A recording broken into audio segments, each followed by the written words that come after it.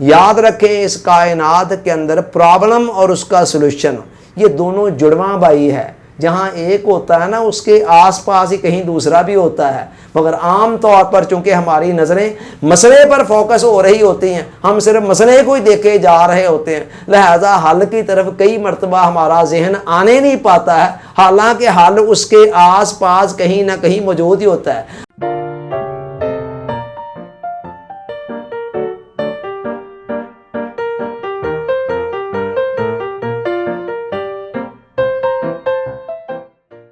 Dear audience, السلام علیکم.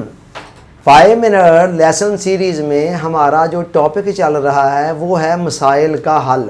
اس ضمن میں کچھ امپورٹنٹ نکات پچھلے لیکچرز کے اندر بیان کیے گئے ہیں. اگلا نقطہ جس کو ذہن نشین کرنا ضروری ہے مسائل کو فیس کرنے کے حوالے سے، وہ اس بات کو جاننا، ماننا اور ذہن نشین کرنا ہے کہ ہر مسئلہ قابل حل ہے. یعنی ہر مسئلہ اس قابل ہے کہ اس کو حل کیا جا سکے، کوئی بھی مسئلہ ناقابل حل نہیں ہے. پچھلے لیکچر میں بتایا گیا تھا کہ ہر مسئلہ جو ہماری زندگی میں آتا ہے وہ اپنے دامن میں کم از کم ایک یا ایک سے زیادہ مواقع لے کر آتا ہے. اس لیکچر میں ہم یہ بتانا چاہ رہے ہیں کہ ہر مسئلہ جو ہماری زندگی کے اندر آتا ہے اس کا کم از کم ایک یا ایک سے زیادہ حل موجود ہوتے ہیں. ایک دانشور کا کہنا ہے کوئی مسئلہ لا ینحل نہیں سوائے اس مسئلے کے جس کو لا ینحل سمجھ لیا جائے. یعنی کوئی بھی مسئلہ ایسا نہیں ہے جو حل نہ ہو سکتا ہو سوائے اس مسئلے کے جس کو آپ خود ہی سمجھنے کی یہ ناقابل حل ہے. جس مسئلے کے متعلق آپ نے یہ سوچ لیا، سمجھ لیا، ذہن میں بٹھا لیا کہ یہ تو حل ہو ہی نہیں سکتا ہے، اس کے بعد تو آپ کا ذہن اس کے بعد اس پر ڈیڈ ہو جائے گا، وہ سوچ بچار ہی نہیں کرے گا، اسے پتہ ہوگا کہ یہ مسئلہ تو حل ہو نہیں سکتا.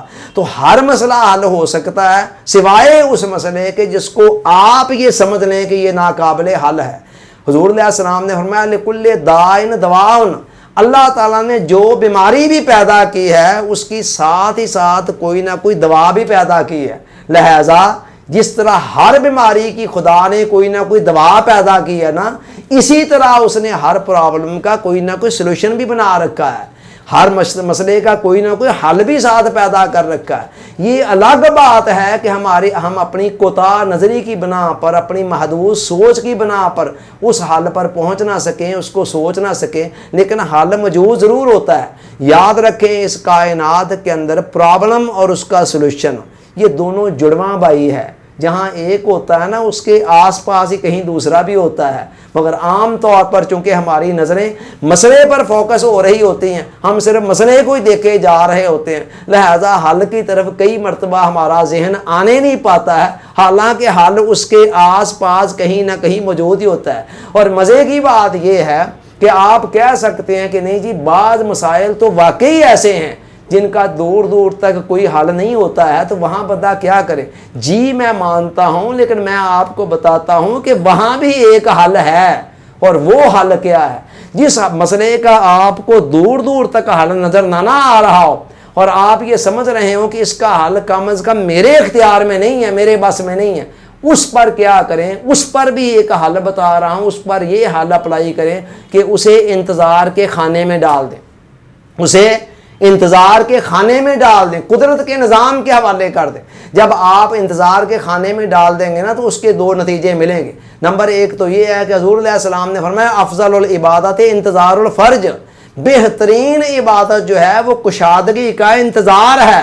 یعنی آپ کسی تنگی میں، کسی مسئلے میں، کسی مشکل میں پھنس گئے ہیں اور آپ کو بظاہر اس سے نکلنے کا راستہ نظر نہیں آ رہا، تو حضور علیہ السلام نے فرمایا چپکے سے ایسے کرو کہ ٹکریں مارنے کی بجائے انتظار کے خانے میں ڈال دو. اللہ تعالیٰ کی رحمت سے امید لگا کر رکھو کہ اس کی رحمت جلد یا بدیر اس کو حل کر دے گی. نتیجہ کیا نکلے گا؟ جب تک وہ مسئلہ حل نہیں ہوتا تب تک آپ کو بہترین عبادت کا ثواب ملتا رہے گا.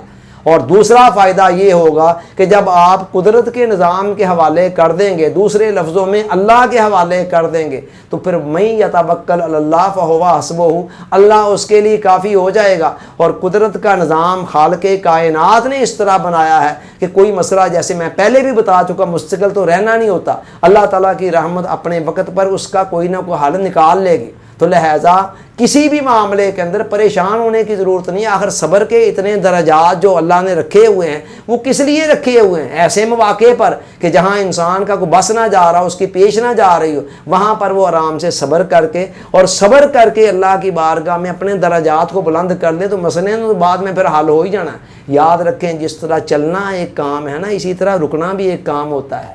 گاڑی کے اندر جیسے ایکسیلیٹر ہوتا ہے ریس کو بڑھانے والا, سپیڈ کو بڑھانے والا, اسی طرح بریک بھی تو ہوتی ہے, اور بریک بھی اتنی ہی اہم ہے, اتنا ہی فنکشن ہے اس کا.